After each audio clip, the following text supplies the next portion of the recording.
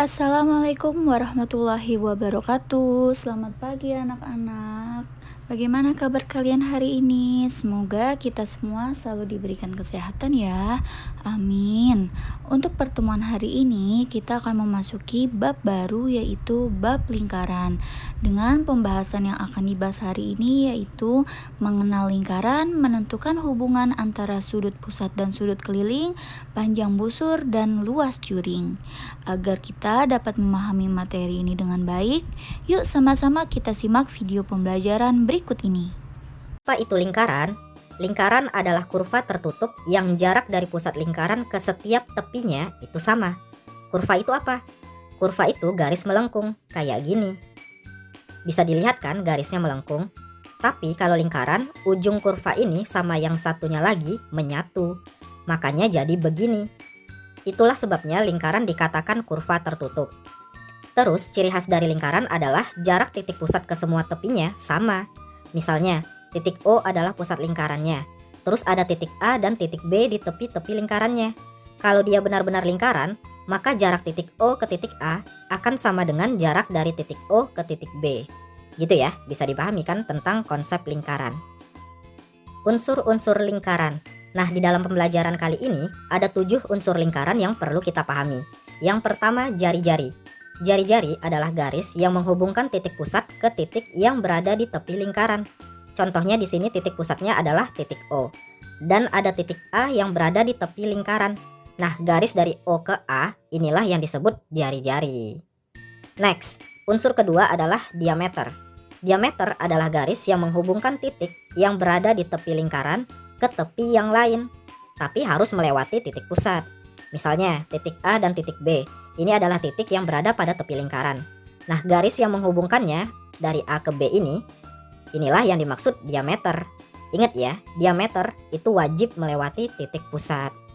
Oh ya, kalau kita perhatikan baik-baik, jari-jari kan yang ini, terus diameter kan yang ini.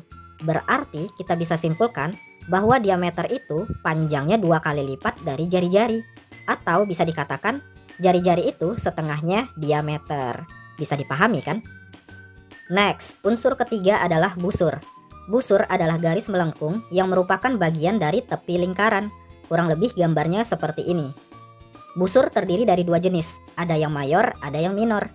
Seperti namanya, mayor artinya besar, yaitu busur yang lebih dari setengah lingkaran. Kalau digambarkan, busur mayor itu contohnya yang warna biru ini. Sedangkan busur minor berarti busur yang kecil atau besarnya kurang dari setengah lingkaran. Kalau digambarkan, contohnya yang warna kuning ini.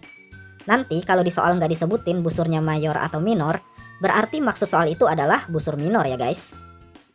Next, unsur keempat adalah tali busur. Tali busur adalah garis yang menghubungkan kedua ujung pada suatu busur. Supaya kalian lebih paham, coba perhatikan lingkaran di samping. Misalkan ada titik P dan titik Q pada tepi lingkarannya. Berarti busur PQ yang warna kuning ini kan? Nah, tali busurnya yang mana? Tali busur PQ nanti adalah garis lurus yang menghubungkan titik P ke Q ini. Paham ya bedanya antara busur dan tali busur? Kalau busur yang melengkung, kalau tali busur garis lurusnya. Coba kita perhatikan lagi. Kalau busurnya setengah lingkaran, seperti dari A ke B, maka tali busurnya sama dengan diameter kan? Nah, di antara semua tali busur yang ada di dalam lingkaran, diameter ini adalah tali busur yang paling panjang. Bisa dipahami kan? Lanjut lagi. Unsur kelima yaitu apotema. Apotema adalah garis yang menghubungkan titik pusat lingkaran dengan tali busur secara tegak lurus. Oke, kita lihat ke gambar lingkaran di samping. Titik pusatnya kan di O. Misalkan ada titik P dan titik Q. Maka tali busur PQ kan yang ini. Lalu apotemanya yang mana? Apotemanya garis ini, dari titik pusat ke tali busurnya. Ini dikasih simbol siku-siku karena dia wajib tegak lurus. Gitu ya guys. Lanjut lagi, unsur keenam yaitu juring. Nah, kalau tadi kita bahas garis, untuk unsur keenam dan ketujuh kita bahas unsur lingkaran dalam bentuk luasan. Juring adalah daerah di dalam lingkaran yang dibatasi oleh 2 buah jari-jari. Supaya kebayang, mari kita lihat gambar lingkaran di samping. Misalkan jari-jarinya OP dan OQ. Nah, daerah yang dibatasi oleh kedua jari-jari ini, yang Pak Beni arsir warna merah ya, ini merupakan juring POQ namanya, kayak gitu. Sebenarnya juring juga ada 2 tipe, yaitu juring minor dan juring mayor. Nah, yang ini adalah juring minor, sedangkan juring mayornya yang ini. Intinya sama seperti busur, kalau nggak disebutin mayor atau minornya dalam soal, berarti yang dimaksud adalah juring minor atau juring kecilnya. Gitu ya guys. Unsur terakhir yaitu tembereng. Tembereng adalah daerah di dalam lingkaran yang dibatasi oleh busur dan tali busur lingkaran. Supaya kebayang, mari kita lihat gambar lingkaran di samping. Misalkan ada busur PQ, tali busurnya kan garis ini. Nah, temberengnya adalah daerah yang dibatasi oleh busur PQ dan tali busur PQ ini, yang Pak Beni arsir warna merah ini ya. Sebenarnya, tembereng juga ada dua tipe, yaitu tembereng minor dan mayor. Nah, yang ini adalah tembereng minornya, sedangkan tembereng mayor yang kayak gini. Lagi-lagi ingat, kalau nggak disebutin mayor atau minornya dalam soal, berarti yang dimaksud adalah tembereng minor atau tembereng yang kecilnya. Gitu, bisa dipahami kan? Oke, sekarang mari kita coba terapkan pengetahuan yang sudah kita pelajari barusan untuk menentukan unsur-unsur lingkaran pada soal berikut. Daerah arsiran di atas ruas garis AE disebut, oke, ini kan wilayah yang dibatasin sama busur dan tali busur. Berarti ini adalah tembereng. Next, ini dibaca ruas garis BD ya guys. Nah, ruas garis BD ini kan dari tepi lingkaran ke tepi satunya lagi melewati titik pusat. Berarti ini dipastikan diameter. Lanjut. Ruas garis OF. Garis ini kan menghubungkan titik pusat sama tali busur. Ini ada tanda siku, berarti dia tegak lurus. Nah, kalau kasusnya kayak gini, pasti ini apotema. Gitu ya, bisa dipahami kan? Lanjut. Daerah arsiran BOC. BOC berarti yang ini ya. Nah, ini jelas juring ya guys, kan dibatasi oleh dua jari-jari. Next. Ini dibaca busur AE. Jadi kalau ada tanda kayak gini, ini dibacanya busur. Tinggal lihat huruf di bawahnya. Hurufnya kan AE, berarti ini busur AE. Nah, udah jelas ya dari namanya, ini busur. So ya udah jawab aja, busur. Lanjut, ruas garis AE disebut apa? Oke, ini beda sama yang sebelumnya. Kalau tadi busur, ini ruas garisnya. Kalau ruas garisnya berarti tali busur. Nah, yang terakhir, ruas garis OE. Kalau ini kan menghubungkan titik pusat sama salah satu tepi lingkaran. Berarti ini dipastikan jari-jari. Gimana? Gampang kan? Nah, sudut pusat dan sudut keliling. Kita mulai dari sudut pusat dulu.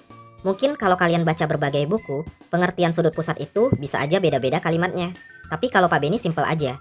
Sudut pusat berarti sudut yang berada pada pusat lingkaran. Contohnya gambar ini. Sudut AOB merupakan sudut pusat karena terdapat pada pusat lingkaran. Udah gitu aja. Gampang kan? Next, sudut keliling. Sudut keliling berarti sudut yang berada pada keliling lingkaran. Contohnya gambar ini. Sudut ACB merupakan sudut keliling karena terdapat pada keliling lingkaran. Gitu aja. Bisa dipahami kan? Sekarang kita lihat hubungan antara sudut pusat dan sudut keliling. Coba perhatikan lingkaran ini. Sudut pusat berarti AOB kan? Sedangkan sudut kelilingnya ACB. Ternyata mereka menghadap busur yang sama kan? Sama-sama menghadap busur AB. Nah, kalau kasusnya kayak gini, maka sudut pusatnya sama dengan 2 kali lipat sudut keliling. Atau dengan kata lain, sudut kelilingnya sama dengan setengah dari sudut pusat. Tahu dari mana rumus ini? Ya dari percobaan guys. Supaya lebih yakin, kalian boleh eksperimen dengan mengukur sendiri ya. Oke, supaya lebih paham penggunaan rumus ini, Pak Beni contohkan sedikit. Contohnya begini. Kalau sudut pusat AOB ini 60 derajat, berarti sudut keliling ACB setengahnya, yaitu 30 derajat. Gitu aja, gampang kan?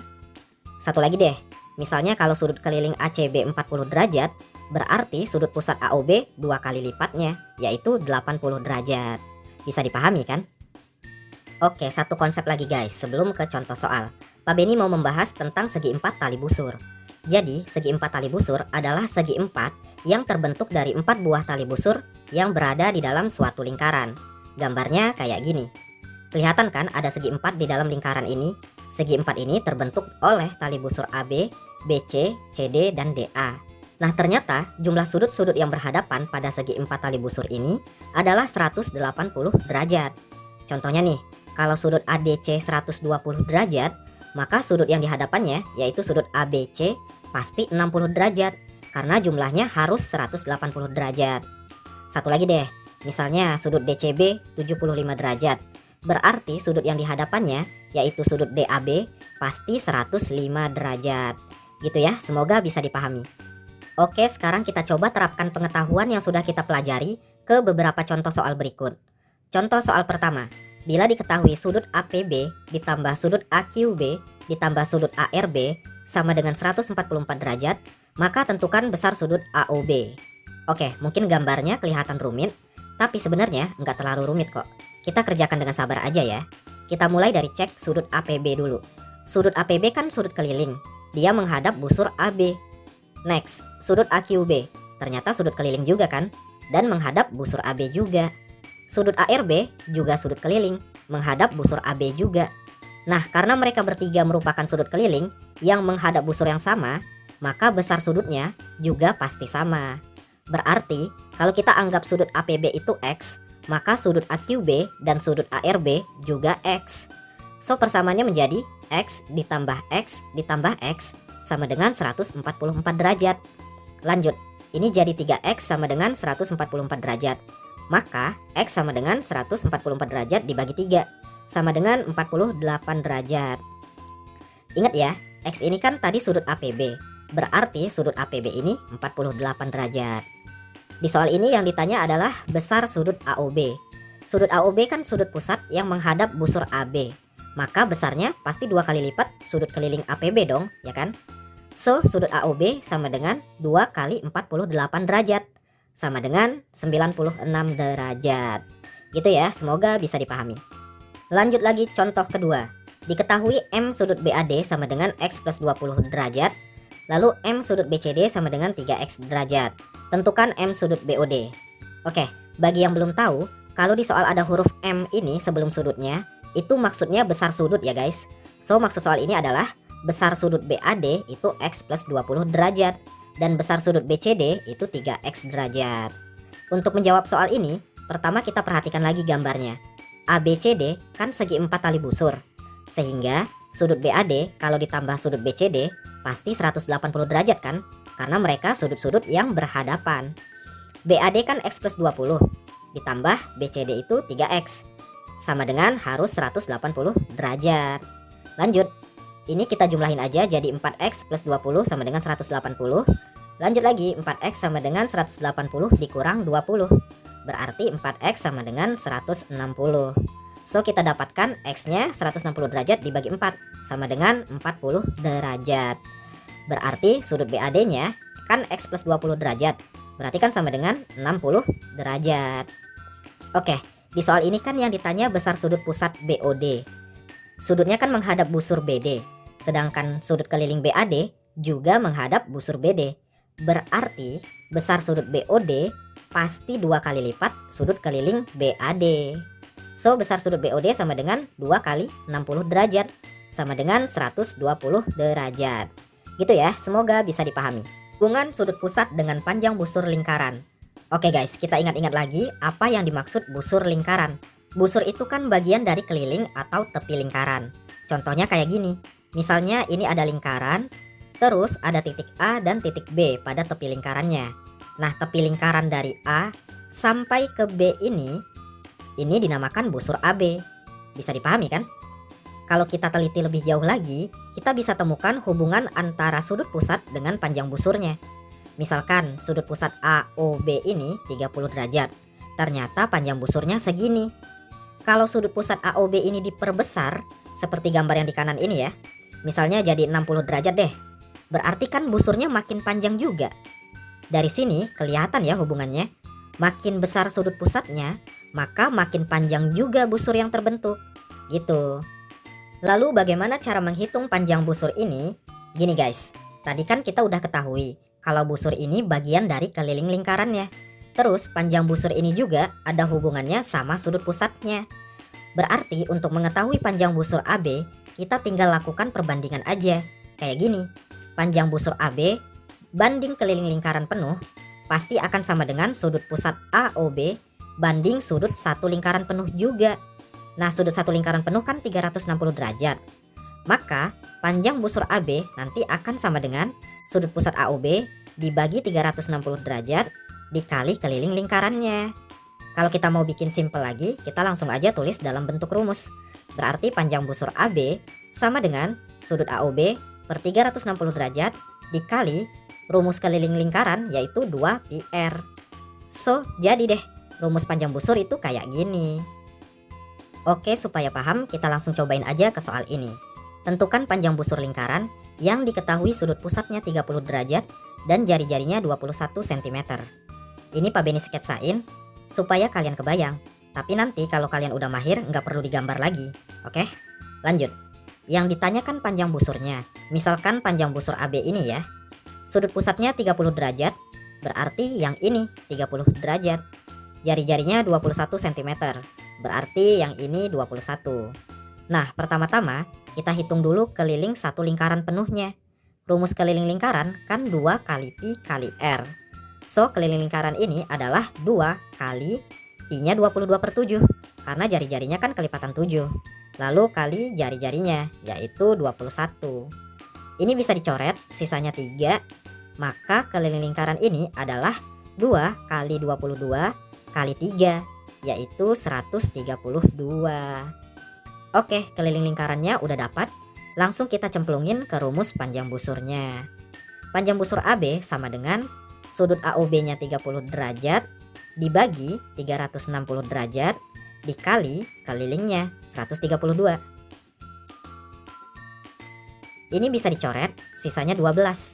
Maka panjang busur AB adalah 132 dibagi 12 sama dengan 11.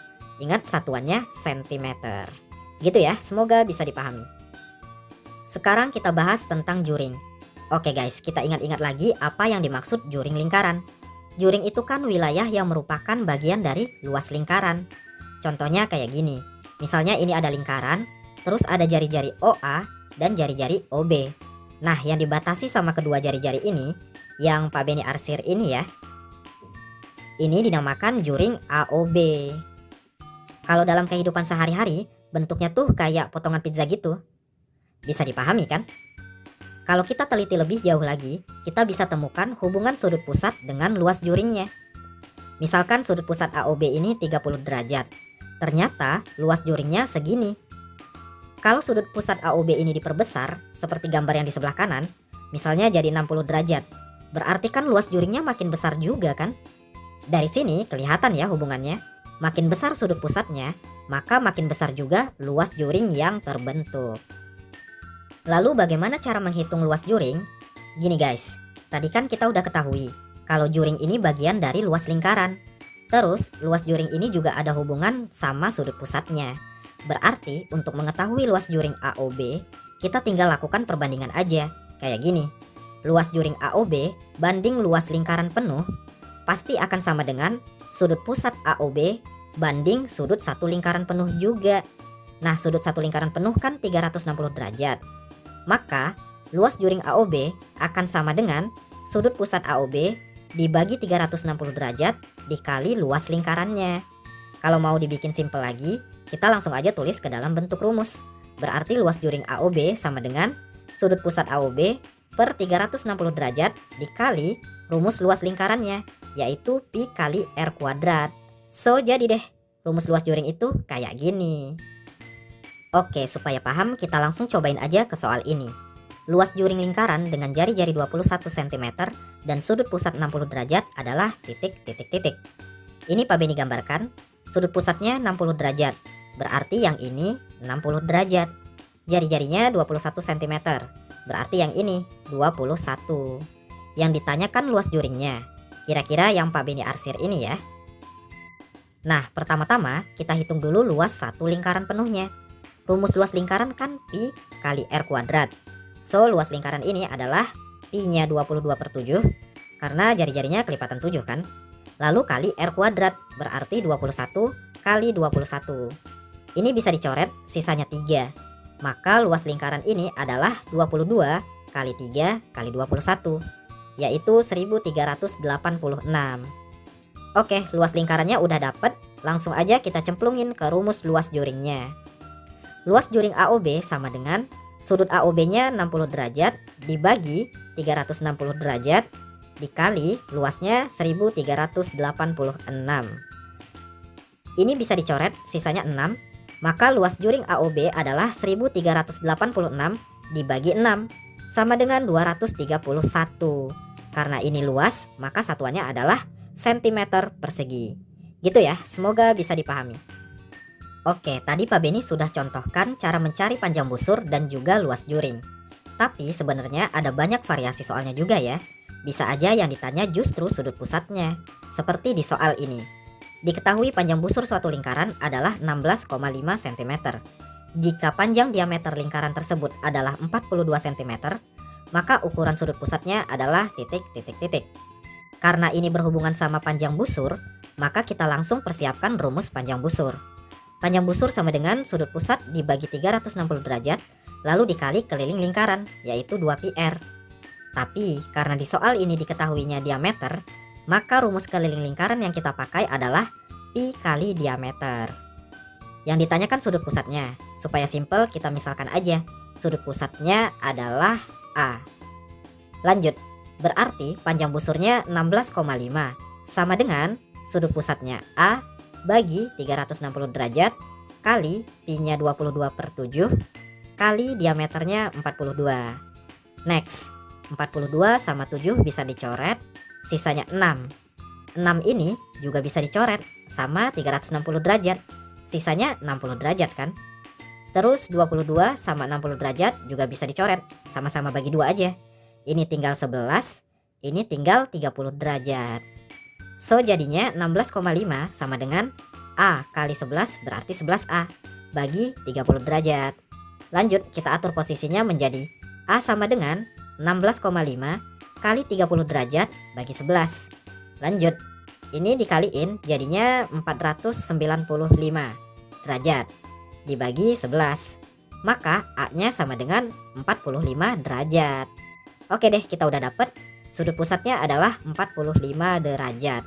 Semoga bisa dipahami ya. Satu contoh lagi deh. Diketahui suatu juring lingkaran dengan ukuran sudut pusat 180 derajat.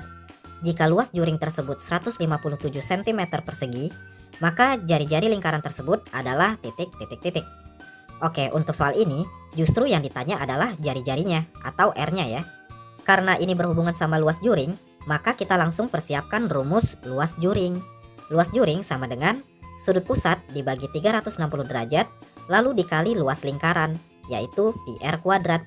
Lanjut, berarti luas juringnya 157 sama dengan sudut pusatnya 180 derajat dibagi 360 derajat dikali pi-nya 3,14 kali r kuadrat. Next, 180 sama 360 bisa dicoret. Ini sisa 1, ini sisa 2. So jadinya 157 sama dengan 1 kali 3,14 kali r kuadrat. Berarti 3,14 r kuadrat dibagi 2. Lanjut, kita atur posisinya menjadi R kuadrat sama dengan 157 dikali 2 dibagi 3,14. Lanjutkan lagi, ini kalau dikaliin jadinya 314 lalu dibagi 3,14.